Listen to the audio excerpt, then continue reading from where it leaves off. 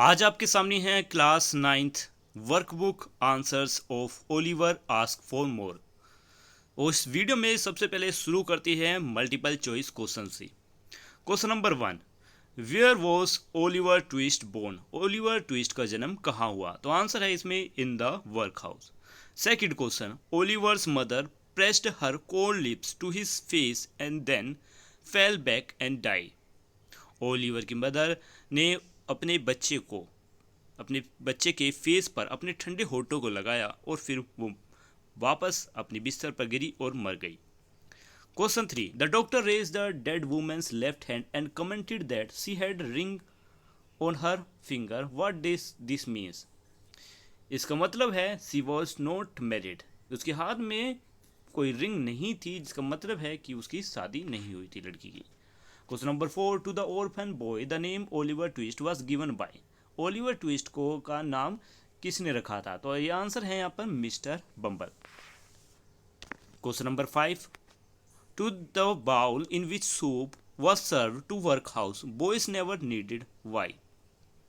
कि work house में जिस बाउल में सूप को सर्व किया जाता था उसमें मतलब उसको साफ करने की जरूरत नहीं थी। The boys clean them with their spoon. Boys उनको अपनी स्पून से ही साफ कर दिया करते।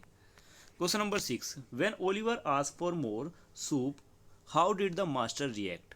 कि जब ओलिवर ने और सूप मांगा तो इस पर मास्टर की क्या रिएक्शन थी? तो आंसर है ही वॉज अटरली सरप्राइज। वो बहुत ज़्यादा हैरान हुआ।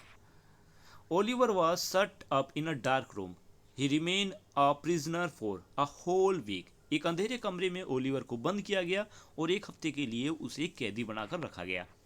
Question number 8, the soup disappeared quickly why. Soup जो है एकदम से गायब हो गया, मतलब खत्म हो गया। क्यों? तो क्वांटिटी वाज नॉट इनफ। क्योंकि सूप ज़्यादा नहीं था, इसलिए वो बहुत ही जल्दी खत्म हो जाता था। Question 9, how much money was offered to the person who would take Oliver Twist? Oliver Twist को ले जाने के लिए व्यक्ति को कितने पैसे देने का, कितने पाउंड्स देने का ऑफर दिया जा रहा था? तो आंसर इसमें 5 pounds. Question 10, what was the profession of mister strawberry? He made coffins. Answer है ही मेड कॉफिन्स। वो कॉफिन्स यानी ताबूत बनाते थे। पैसेज 1, और यहाँ पर पढ़ते हैं क्वेश्चन नंबर 1। पैराग्राफ आपकी बुक में मिल जाएगा। Question number 1, who live in the work house? Work house में कौन रहते हैं? The poor people did not have any money, they did not have any place to live, such type of people live in work houses.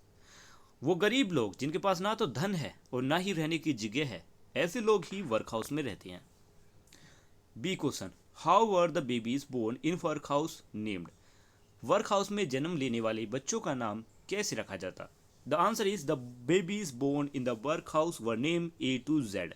ए से लेकर Z तक इनका नाम रखा जाता। जैसे कि लास्ट वाले बच्चे का नाम क्या रखा गया था? The last one was name Swubble, the present one was name Twist and the next one would be Unwin. पहले का नाम जो पहले रखा गया था वो था स्विबल, फिर ट्विस्ट रखा गया, अब नेक्स्ट वाले का अनविन रखा जाएगा। Who were present in the room where Oliver was born? Oliver के जन्म के समय वहाँ पर कौन था? Oliver's young mother was lying in the room. There was also a doctor and old woman who was standing by her side. जब Oliver का जन्म हुआ, जब उसकी बीमार माँ के पास डॉक्टर और एक बूढ़ी महिला वहीं पर खड़ी थी। The baby's mother wished for 2 things. बच्ची की माँ ने 2 इच्छा जताई। What are the? ये इच्छा क्या थी? First, she want to have a look at her newly born child. Secondly, she did not want to live any more. This are the 2 wishes. This were her 2 wishes.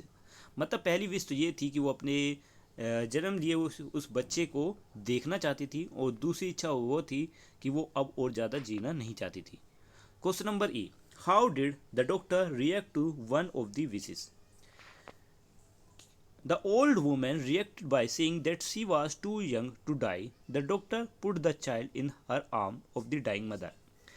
इच्छा मांगने पर जब बूढ़ी महिला है उसने ये कहा कि तुम अभी मरने के लिए अभी बहुत कम उम्र है तुम्हारी, तुम मरने की उम्र में नहीं आई हो। जबकि दूसरे डॉक्टर ने उसकी इच्छा को पूरा करते हुए बच्चे को बच्चे की माँ के हत्थे बाजुओं में रख दिया।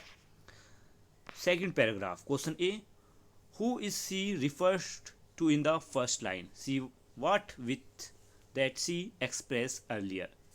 Answer है she refers to in the first line is the dying young mother. Earlier she expressed the wish that did not want to live anymore. यहाँ पर सी रिफर करता है डाइंग मदर को, मतलब जो जिस माँ की मृत्यु होने वाली है, मरने वाली है, उसके लिए सी वर्ड यूज़ हुआ है। उसने अभी अभी इच्छा मांगी है कि वो अब और ज़्यादा जीना नहीं चाहती। After losing the baby the woman fell back, what happen to her, what do the word poor dear indicate. कि बच्चे को, यहाँ पर बच्चे को किस करने के बाद जो वुमेन थी वो वापस अपनी बिस्तर पर गिर गई थी, ऐसा क्या हुआ था उसके साथ। तो आंसर है इसमें, after kissing the baby the woman fell back dead. The words poor dear convey the feeling of pity and sympathy for the young unwed mother. कि बच्चे को किस करने के बाद महिला, मतलब बच्चे की माँ वापस गिर गई, जिसका मतलब वो मर चुकी थी। और पुअर डियर का मतलब है कि जो महिला, मतलब पुअर डियर से यहाँ पे इंडिकेट करता है उस माँ के लिए जिसकी शादी नहीं हुई थी, उस माँ की लिए दया और सहानुभूति के लिए इस वर्ड को यूज़ किया गया है। Question number C, what was the doctor told about the baby's mother. Babies की मदर को डॉक्टर ने क्या बताया। The doctor was told that baby's mother was brought to workhouse the previous night. She was lying in the street. Nobody knew where she came from and where she was going. Doctor को बताया गया, मतलब doctor द्वारा बताया गया कि जो baby की माँ थी, बच्चे की माँ, वो वर्क हाउस में पिछली रात आई थी। उन्हें वो महिला सड़क पर मिली। कोई नहीं जानता कि ये महिला कहाँ से आई थी और कहाँ पर जा रही थी। Question D, looking at the dead woman's ringless hand what did the doctor conclude. महिला के हाथ में अंगूठी न देखने पर डॉक्टर ने क्या जवाब दिया। When the doctor looked at the dead woman ringless hand, he easily concluded that she was not married. It was the unusual story during those days. जब डॉक्टर ने महिला की उंगलियों में अंगूठी नहीं देखी तो उन्होंने आसानी से बता दिया कि इस महिला की शादी नहीं हुई थी, और ये एक आम बात थी उन दिनों में। Question E, what did the old woman do when the doctor had gone home for dinner. उस बूढ़ी महिला ने क्या किया जब डॉक्टर अपने घर डिनर के लिए चला गया। When the doctor went away for dinner, the old woman sat in the front of fire, took the baby in her lap and dressed it very old clothes. Such clothes were used for those babies who were born in workhouses. Doctor के घर जाकर dinner करने पर बूढ़ी महिला ने आग के सामने बैठकर अपने, मतलब उस बच्चे को अपनी गोद में रखकर उसको पुराने से कपड़े पहनाए। ये वही पुराने कपड़े हैं जो हर उस बच्चे को पहनाए जाते हैं जो वर्क हाउस में जन्म लेता है। Paragraph 3, question number A, what were the organiser of the work house not able to find out. The organiser of work house are unable to find out whose the baby's father was. They did not even know the name of his mother. Work house के organiser ये नहीं पता कर पाए कि इस बच्चे का पिता कौन है, और यहाँ तक कि वो उसकी माँ का नाम भी पता नहीं कर पाए। Question B, who was Mr Bumble, what did he do for the baby. Mr Bumble कौन है और उन्होंने बच्चे के लिए क्या किया। Mr Bumble was an important officer in this town. He invented the name for the baby.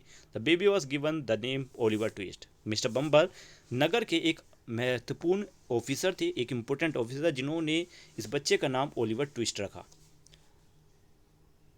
Question C, who are mention in the passage we, how did we name new babies. We mention in the passage are the important person of the town the name of new babies in order to A to Z. How did Oliver look at the age of 9? Why did he look thin and pale? Oliver 9 साल की उम्र में कैसा लगता था और वो दुबला पतला क्यों था। Oliver look pale lean and thin at the age of 9। 9 साल की उम्र में वो दुबला पतला और उसका जो चेहरा था वो फीका था। He look so because he was underfed at the workhouse. He also did not have warm clothes to cover his body, क्योंकि वर्क हाउस में उसे खाने के लिए सही से भोजन नहीं मिलता था और ना ही पहनने के लिए सही से कपड़े मिलते थे। What was unusual food of workhouse boys? What special thing was given them on Sunday? कि वर्क हाउस का अजीब सा वो फूड क्या था और हर संडे उन्हें क्या दिया जाता था। The unusual food of work house boys was thin soup thrice a day. However, Sunday used to be special day when they receive a piece of bread each. Work house में उन्हें दिन में 3 बार soup दिया जाता था और Sunday के दिन उन्हें खाने के लिए ब्रेड मिलता था, ब्रेड का एक टुकड़ा। Passage 4। Why did the master hit Oliver with his spoon? Oliver को मास्टर ने अपने चमचे से क्यों मारा? The unusual food of work house boys was thin soup, sorry यहाँ पे गलत हो गया है, यहाँ पर आपको लिखना है क्वेश्चन नंबर ए में the master hit Oliver with his spoon because Oliver want more food, sorry more soup from his master. ठीक है, यहाँ पे इसको कट कर देना है, थोड़ा मिस्टेक हो गया है यहाँ पे। इसका मतलब यहाँ पे लिखना है आपको Oliver ask for more soup from his master, that's why the master hit Oliver with his spoon. Question number B. Whom did he call for help? What did the person do? He called Mr. Bumble for help. Hearing the Oliver had asked for more, Mr. Bumble took him away and set him in a dark room. उन्होंने master ने Mr Bumble को बुलाया मदद के लिए। जब उन्होंने ये सुना कि ओलिवर और ज़्यादा खा रहा है तो मिस्टर बम्बल उसे ले गए और एक अंधेरे कमरे में बंद कर दिया। Question C. He asked for more. In which tone is the sentence spoken? The sentence is spoken in a ridiculous tone. It is thus spoken because it was quite unexpected of any boy to ask for more. ये इसलिए था क्योंकि ये उम्मीद ही नहीं थी कि कोई बच्चा और ज़्यादा सूप मांग सकता है। The boys were expected to be satisfied with whatever little they were given. Question D. What did the notice on the gate of the workhouse says? वर्कहाउस के गेट पर लगे नोटिस में क्या था, क्या लिखा था? मतलब The notice said that 5 pounds would be given to anybody who will take Oliver Twist. Oliver Twist को ले जाने वाले व्यक्ति को 5 pounds एक्स्ट्रा मिलेंगे। What impression do you form of the working of the workhouse? Answer: the boys in the working house were treated very badly. The housekeeper, like Mr. Bumble, were very callous. They exploited the boys. Nobody was expected to raise a voice against them. Working house में जो लड़के थे उनके साथ बुरा व्यवहार होता था, यहाँ तक कि जो मिस्टर बम्बल थे वो भी बहुत बुरे थे। वो बच्चों का शोषण करते थे, मतलब उन्हें ठीक से खाने के लिए नहीं देते थे, उन्हें मारते पीटते थे। कोई किसी भी बच्चे के पास इतनी वो नहीं थी हिम्मत कि वो उनके खिलाफ कुछ बोल सके। Passage 4। Who is he refer in to the first line. यहाँ पे he went home to his dinner, यहाँ पे पूछा गया है ही कौन है। He refers to in the first line is the doctor who present by the side of young women when her son was born, she was lying ill at that time. यहाँ पर ही refer करता है उस doctor को जो उस महिला के पास थे जब महिला ने बच्चे को जन्म दिया। Question B. What does the absence of ring on the finger show. उंगलियों में रिंग न होने से क्या दर्शाता है? The absence of ring on the finger so that the young woman was unmarried, her partner had deserted her in the crucial time. इसका मतलब है कि जो वुमेन है उसकी शादी नहीं हुई है, उसके पार्टनर ने शायद उसे बुरे समय में छोड़ दिया। Question C. When he had gone home what did the old woman do. कि डॉक्टर के चले जाने के बाद बूढ़ी महिला ने क्या किया? जब डॉक्टर के चले जाने के बाद बूढ़ी महिला अपनी चेयर पर बैठी आग के सामने और उसने बच्चे को कपड़े पहनाए। Question D. The newly born baby was dressed in. The newly born baby was dressed in very old cloth use for babies were born in work house. बच्चे को वो पुराने कपड़े पहनाए गए जो वर्क हाउस में हर एक उस बच्चे को पहनाए जाते हैं जो वर्क हाउस में जन्म लेता है। Question E. What light does the last line throw on the society of that time? The last sign so the society of that time is poor light. The affluent section of the society did not bother about the poor and destitute. They have no sympathy for these people and thus they openly floated the Christian values. Passage 6. What was Oliver done when that he was put in the prison? Oliver ने ऐसा क्या किया जो से उसे कैद कर दिया गया? Oliver had mustered up courage to request for more soup as he still felt hungry. He did not be the behest of all the boys in the workhouse. Oliver ने हिम्मत कर कर और सूप मांगने की कोशिश की क्योंकि उसे भूख लग रही थी. वो दूसरे बच्चों जो वर्क हाउस में दूसरे बच्चे हैं उनकी तरह इतना कमज़ोर नहीं था. Why did Mr Bumble beat Oliver in the front of everybody? Mr Bumble ने सभी के सामने ओलिवर को क्यों पीटा? Mr Bumble beat Oliver in the front of everybody that it would be an example for them, then nobody would dare ask for more. Mr Bumble ने Oliver को सबके सामने इसलिए पीटा क्योंकि ये एक उदाहरण था जिसकी वजह से दूसरे बच्चे हिम्मत नहीं कर सकते और सूप मांगने को.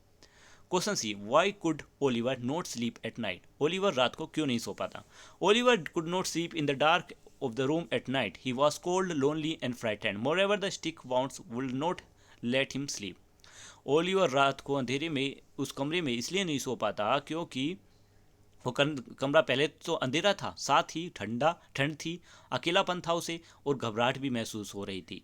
साथ ही स्टिक की मार की वजह से वो ठीक से सो नहीं पाता था.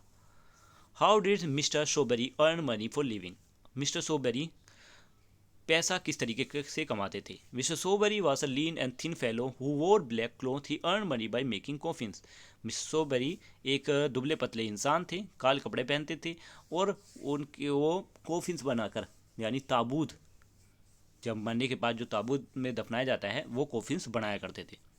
What information did Mr Sowerberry give to Mr Bumble? Mr Sowerberry ने मिस्टर बम्बल को क्या इन्फॉर्मेशन दी? Mr Sowerberry inform Mr Bumble that he made coffin for 2 women who had died in the workhouse that previous night. Mr Sowerberry ने Mr Bumble को बताया कि उन्होंने अभी 2 कॉफिन्स बनाए हैं उन 2 महिलाओं के लिए जो पिछली रात ही वर्कहाउस में मरी थी. तो यहाँ पर हमारे चैप्टर के क्वेश्चन आंसर खत्म होते हैं. अगर आपने चैप्टर का एक्सप्लेनेशन नहीं देखा है तो उसका लिंक आपको वीडियो के डिस्क्रिप्शन में मिल जाएगा. मिलती है नेक्स्ट वीडियो में. Bye bye.